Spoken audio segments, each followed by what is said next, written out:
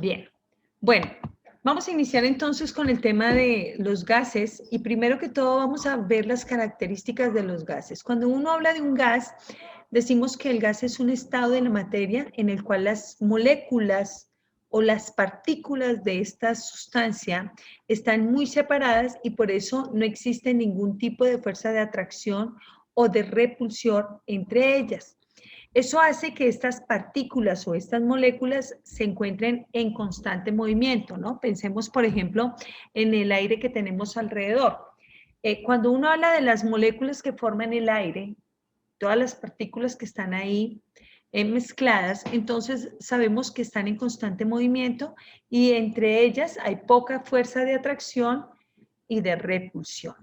Eso permite que ellas se muevan constantemente y que tengan un movimiento muy rápido, ¿no? Es más, pueden llegar en momentos dados a chocar unas con otras, pero este choque no les proporciona más energía ni les quita energía. Bueno, vamos a empezar hablando de los gases y vamos a iniciar hablando acerca de sus características. Bueno, primero que todo podemos decir que los gases no tienen forma ni volumen definido. Generalmente pueden adquirir la forma del recipiente que los contenga, ¿no? Muy bien. Otra de las propiedades es que son expansibles. ¿Qué quiere decir expansibles? Esto es una propiedad, la propiedad de la expansibilidad, es decir, quiere decir que las partículas tienden a ocupar todo el espacio donde se encuentran o del recipiente que los contiene. ¿Por qué razón? Porque sus moléculas están dotadas de gran energía cinética, es decir, que están en constante movimiento. Muy bien, vamos a revisar esto en un simulador que tenemos. Vamos entonces aquí a observar, imaginémonos que es un tanque de almacenamiento. Aquí tenemos el termómetro nos va a medir aquí en grados Kelvin y esto es un manómetro que nos va a medir la presión en atmósferas. ¿Listo? Bien, vamos a agregarle unas partículas de gas. Listo. Vamos a hablar de la propiedad que se llama la expansibilidad. Vean que las partículas de ese gas automáticamente cuando entran al tanque se distribuyen por todo el espacio, es decir, ocupan todo el espacio donde se encuentran. Eso es lo que nosotros denominamos expansibilidad. Por eso decimos que los gases son expansibles. ¿Listo? Aquí pueden chocar entre ellas, entre las partículas o entre las moléculas y chocan contra las paredes del recipiente. Entonces, ocupan todo el espacio donde se encuentran. A eso lo llamamos expansibilidad. Bien. Bueno, vamos a ver otra característica de los gases. Decimos que los gases son compresibles. ¿Qué quiere decir compresibles? Que se dejan comprimir cuando sobre ellos se ejerce una presión y esto puede reducir su volumen. Vamos a revisar aquí un minutico. Aquí tenemos, estas serían las moléculas del gas. Si yo le ejerzo una presión aquí sobre esta plataforma, pensemos en un émbolo, si yo ejerzo una presión, entonces reduzco el espacio donde se encuentra el gas. Entonces lo comprimo, ellos se dejan comprimir. Pero si yo disminuyo la presión, es decir, hago menos fuerza, pues ellos me van a ocupar un mayor volumen. Entonces decimos que se dejan comprimir cuando sobre ellos se ejerce una presión reduciendo su volumen. Y a esto lo llamamos la compresibilidad. Vamos a revisar nuevamente eso aquí en nuestra plataforma. Bien. Aquí en el simulador, perdón. En este simulador volvemos a ver, vean que las partículas están en continuo movimiento. Cuando están en continuo movimiento decimos que tienen energía cinética. Muy bien. Vean la presión. La presión está entre 11,6,8 y 12, más o menos está la presión en atmósferas. Voy a aumentar la presión. Bueno, miren la presión y miren todo el volumen que tiene, todo el espacio que están ocupando. Si yo aumento la presión, es decir, voy a ejercer una presión sobre ellos, una fuerza, miren que el volumen se redujo.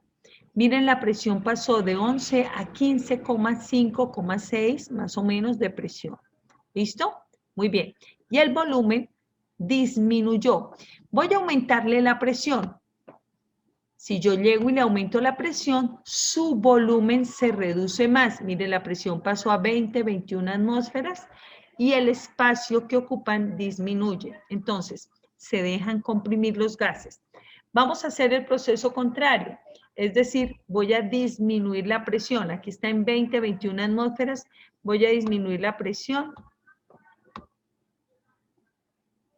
Bien, y ahí el volumen aumenta. Vea que la presión bajó a 15, de 20, 21 bajó a 15.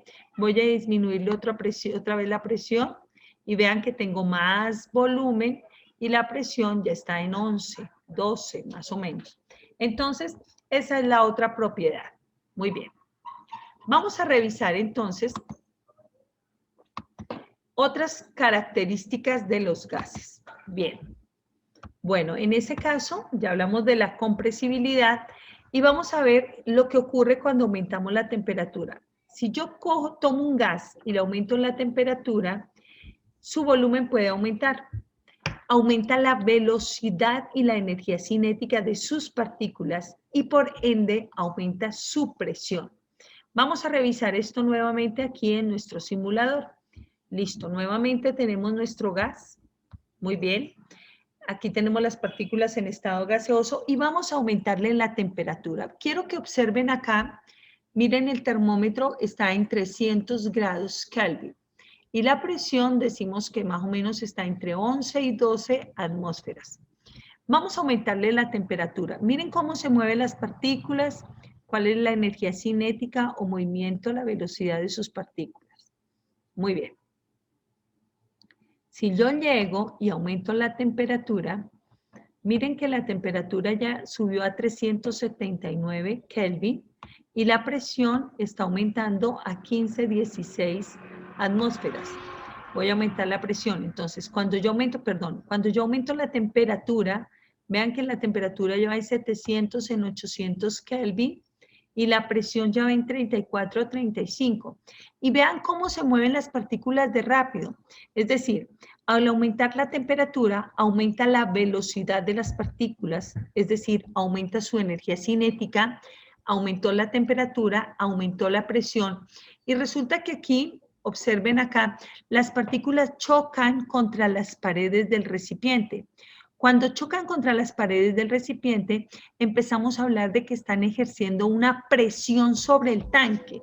Ese choque por el movimiento, por el aumento de la energía cinética del movimiento, aumenta la presión, mire, y el aumento de la presión, tenemos ya 48 atmósferas, 1230 Kelvin. Esto es lo que puede llegar a generar una explosión. Va a llegar un momento en que hay tanta presión dentro del tanque que el tanque no la puede soportar y esto puede ocasionar una gran explosión. ¿Listo? Miren la temperatura, 4800 Kelvin, presión de 191 atmósferas. Mire cómo se mueven esas partículas de rápido, es decir, aumentó la energía cinética y ¡puf!, explota. Eso. En el momento en que explote, que ya sale el gas, eso empieza a disminuir ya la temperatura y empieza a disminuir la presión. Muy bien. ¿Cuál es la razón? Eso es importantísimo tenerlo presente, por esa razón es que uno nunca puede calentar un cilindro de gas, o una pésima costumbre que tienen algunas personas cuando se acaban el gas, cuando empieza a disminuir. Entonces, nada, no se puede calentar un cilindro de gas, no se puede calentar ningún recipiente, por ejemplo, que venga en aerosol. Un insecticida, un desodorante, no, porque el hecho de calentarlo, uno diría, bueno, pero si no tiene moléculas, generalmente les van a quedar algo de moléculas o de partículas dentro del recipiente y un aumento de temperatura puede generar esto que es una explosión. Entonces, hay que tener muchísimo cuidado con esa parte. Bien, vamos a revisar nuevamente aquí otras propiedades de los gases, que son estas. Son miscibles, es decir, que pueden formar mezclas homogéneas, miscibles que pueden formar mezcla homogénea, ya lo hemos visto en soluciones, y además de eso podemos decir que los gases tienen poca fuerza intermolecular, ya habíamos hablado de eso, poca fuerza de atracción y poca cohesión, no se unen, generalmente están separados, las partículas o las moléculas y por eso tienen tanto movimiento. Muy bien, esas son las características de los gases. Vamos a revisar ahora, en resumen, cuáles son estas características. Primero, no tienen forma ni volumen definido. Son expansibles, es decir, ocupan todo el espacio del recipiente que los contiene. Son compresibles, es decir, si se ejerce una presión sobre este gas, sobre los gases, ellos se dejan comprimir. Si aumenta la temperatura, aumenta el volumen, aumenta la presión, aumenta la velocidad y la energía cinética de sus partículas. Son miscibles, es decir, que pueden formar mezclas homogéneas y tienen poca fuerza intermolecular, poca atracción y poca cohesión. Muy bien, vamos a ver ahora las magnitudes y unidades de medida que vamos a tener en cuenta para poder medir propiedades de los gases. ¿Cuáles son esas magnitudes? Vamos a hablar de la temperatura, vamos a hablar del volumen, vamos a hablar de la masa y de la presión. Y en cada una de ellas vamos a hablar de cuáles son las unidades de medida que vamos a emplear. Bueno, vamos a iniciar con la temperatura. Ya sabemos nosotros que la temperatura es la cantidad de calor que posee un cuerpo debido al movimiento de sus partículas. Y este movimiento es el que nos determina la dirección del flujo de calor. Muy bien. ¿En qué unidades de medida vamos a hallar la temperatura? Aquí a nivel de los gases, la temperatura la vamos a expresar en grados Kelvin, siempre en grados Kelvin. Normalmente si a nosotros nos van a dar los grados centígrados, vamos a tener que convertirlo a grados Kelvin. Y vamos a recordar cuál es la fórmula. La fórmula para convertir un grado centígrado en Kelvin es igual a centígrados más 273. Otra magnitud es el volumen. El volumen ya sabemos nosotros que es el espacio ocupado por un cuerpo. Lo podemos medir en litros, en mililitros o en centímetros cúbicos, pero en el caso de los gases siempre vamos a medir el volumen en términos de litros. Muy bien. Sabemos que un litro tiene 1000 centímetros cúbicos o un litro tiene 1000 mililitros. Por tanto, recordemos que un mililitro siempre va a ser igual a un centímetro cúbico. Entonces, esta es la otra magnitud, que es el volumen, que siempre lo vamos a medir en litros y la temperatura siempre la vamos a dar en Kelvin. Otra magnitud es la masa. En el caso de la masa, nos va a representar la cantidad de materia que tiene el gas. En ese caso, cuando nosotros vayamos a hablar de la masa, podemos hablar en términos de moles. Muy bien. Y en ese caso vamos a recordar el número de Avogadro, que es que una mol equivale a 6,022 o 6,023 por 10 a la 23 átomos, si hablamos de un elemento, o moléculas si hablamos de un compuesto. Entonces, cuando hablemos de masa, vamos a tener en cuenta el número de moles. Muy bien. Y la otra magnitud es la presión. ¿Qué es la presión? Presión es la fuerza que ejercen las partículas cuando chocan contra las paredes del recipiente, que fue lo que vimos ahorita en el simulador. Entonces, cuando estas partículas chocan contra las paredes del recipiente, ahí empiezan a ejercer una presión, que es lo que ocurre, por ejemplo, con la olla a presión de la casa o la olla express, ¿no? Cuando uno está calentando, las partículas se mueven muy rápido, chocan contra las paredes del recipiente, por eso existe esta válvula que permite que el exceso de gas acumulado dentro de la olla salga. Muy bien. Si este émbolo o esta válvula se atora, se daña, entonces hay una válvula de seguridad que tienen las ollas a presión, que es como un cauchito, que si este falla, este salta automáticamente cuando hay mucho gas acumulado dentro de la olla y eso permite que salga el gas. Cuando tenemos tanto gas acumulado dentro de la olla a presión, eso es lo que permite que los alimentos que están dentro de ella se ablanden rápidamente. Entonces, ahí es algo relacionado con la parte de la presión que ocurre en nuestra cotidianidad. Muy bien, cuando hablamos de la presión en un gas, es importante tener en cuenta dos tipos de presiones. Uno es la presión que ejerce el gas, que se llama la presión interna, muy bien, que sería, por ejemplo, acá cuando estamos cocinando, la presión que ejerce el gas es lo que permite que se ablanden los alimentos. Y otra es la presión que se ejerce sobre un gas y a eso lo llamamos presión externa. Muy bien, que era lo que veíamos, por ejemplo, en el caso del simulador. Muy bien. Vamos a revisar entonces, en el caso de la presión la podemos medir. Si hablamos de la presión atmosférica se mide con este aparatico que se llama el barómetro. Este es el barómetro. Quiero que revisen acá. Esta parte es la que me va a medir la presión atmosférica. Esto me va a medir la cantidad, el higrómetro que se me mide la cantidad de humedad y el termómetro que me va a medir la temperatura, ¿no? Bien, pero aquí vamos a hablar del barómetro, que es esta parte externa que me mide la presión. Vean las unidades de medida. Aquí encontramos una que son los milímetros de mercurio y aquí encontramos a la parte relacionada con los pascales, para que lo tengamos presente ahorita más adelante. Entonces, la presión atmosférica la medimos con este aparato que se llama el barómetro, mientras que la presión de un gas, para poder medir la presión de un gas, normalmente, por ejemplo, en los extintores encontramos este relojito que se llama el manómetro. El manómetro me mide la presión de un gas en un cilindro. Aquí quiero que vean, por ejemplo, las unidades de medida. Esto se puede medir en bares o en los PSI. El PSI, ¿qué son? Son libras por pulgada al cuadrado. Muy bien, entonces, para que siempre que tengan por ahí, estén cerca de un extintor o algo, entonces revisen el manómetro que les va a permitir medir ese tipo de presión. Muy bien, ¿en qué unidades vamos a expresar la presión?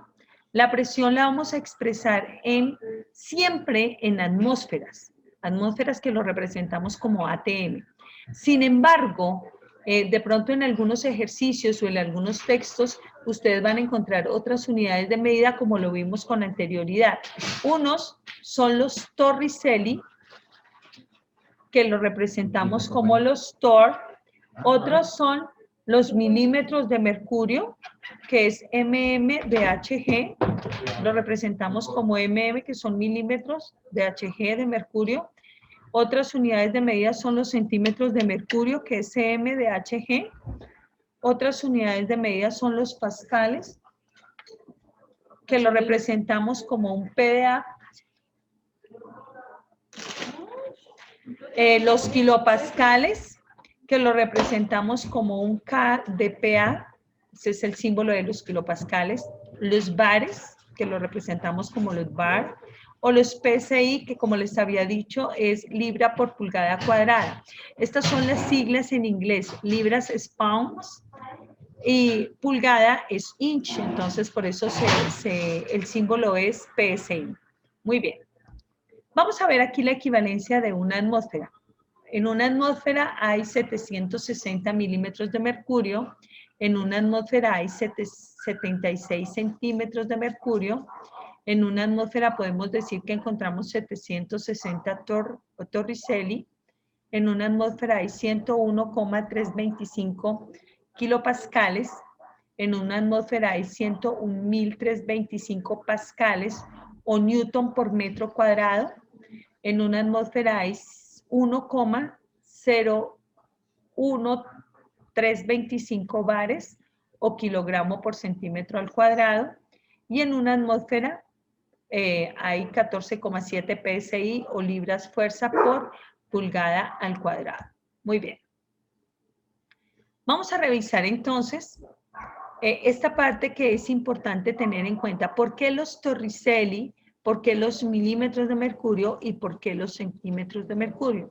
Para eso vamos a tener en cuenta la experiencia de Torricelli. Evangelista Torricelli es un italiano que fue el primero que midió la presión atmosférica a través de un método sencillo, ¿no? Esto data del año más o menos 1640, más o menos. Imaginen desde que...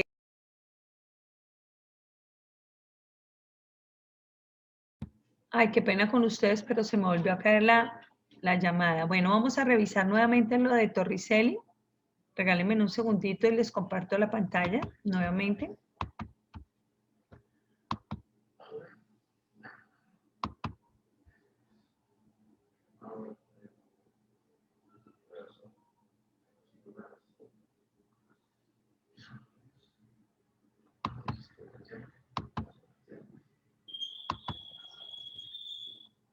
Muy bien.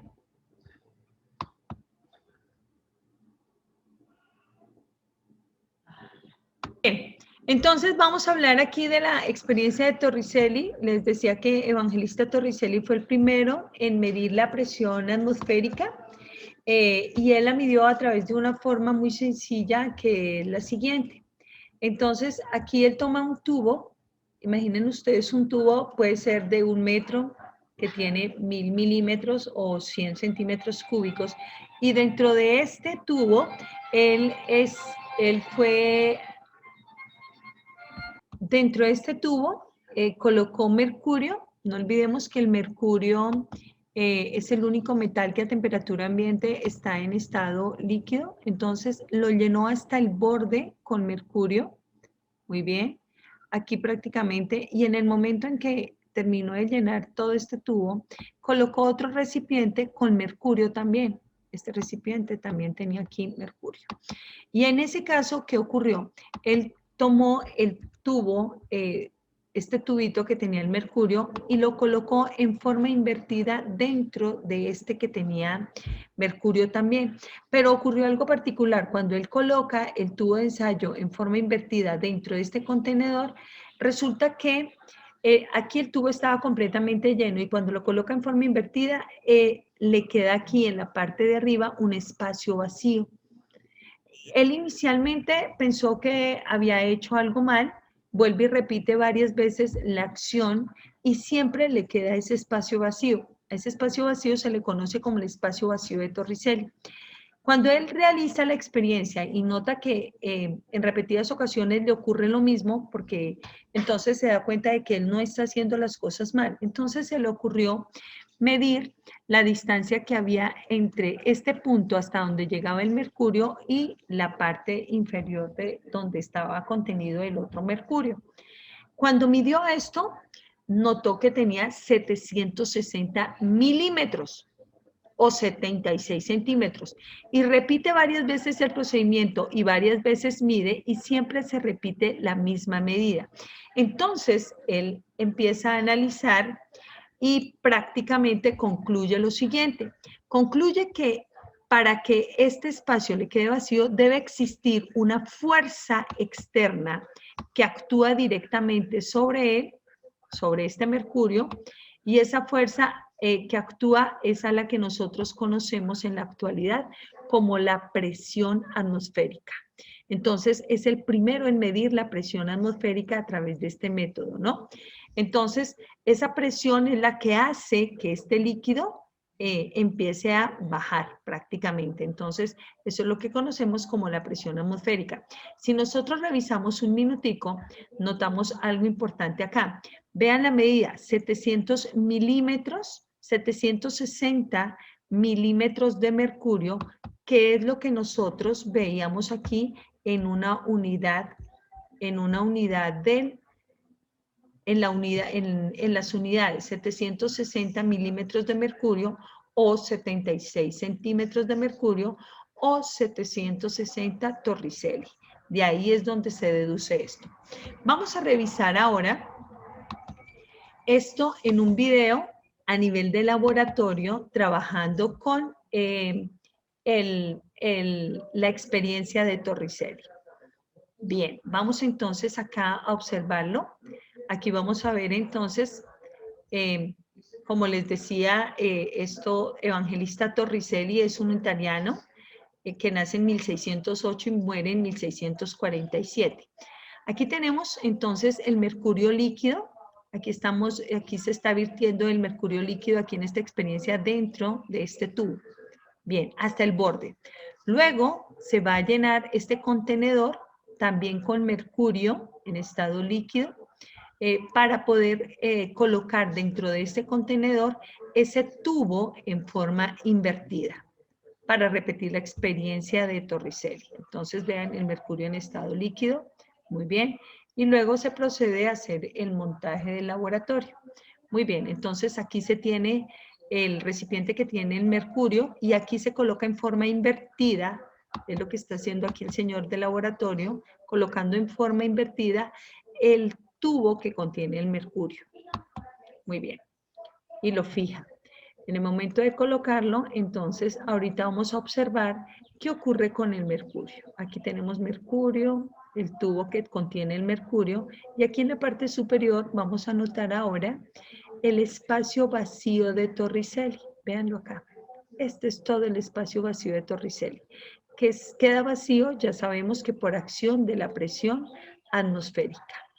Entonces, esto viene a quedar de esta manera. Muy bien. Ahí todo esto está lleno de mercurio, muy bien. Y ahora es cuando se procede a medir. Entonces, en el momento de medir, bueno, aquí no nos da exactamente los 76, tal vez por algún error ahí cuadrando las medidas, pero vamos a revisar, miren la medida aquí, más o menos 75. Ah, vean, aquí sí nos da el 76 con el vapor del mercurio que está contenido dentro del tubo. Listo. Entonces, esa es la forma como Evangelista Torricelli descubre prácticamente lo relacionado con la presión atmosférica. Muy bien, a través de esa pequeña experiencia. Muy sencilla, pero importante. Muy bien. Vamos entonces ahora, ya después de haber trabajado un poquitico entonces en torno al tema de la presión atmosférica, entonces Torricelli, además de eso, nos establece que para poder medir la presión de un líquido sumergido, muy bien, entonces dice que para poder hallar la presión que se ejerce sobre un cuerpo que está sumergido en un líquido, entonces se puede aplicar esta fórmula. La presión atmosférica va a ser igual a la densidad del líquido por la gravedad por la altura. Cuando se quiere saber la presión que un líquido ejerce sobre un cuerpo. Muy bien. Vamos a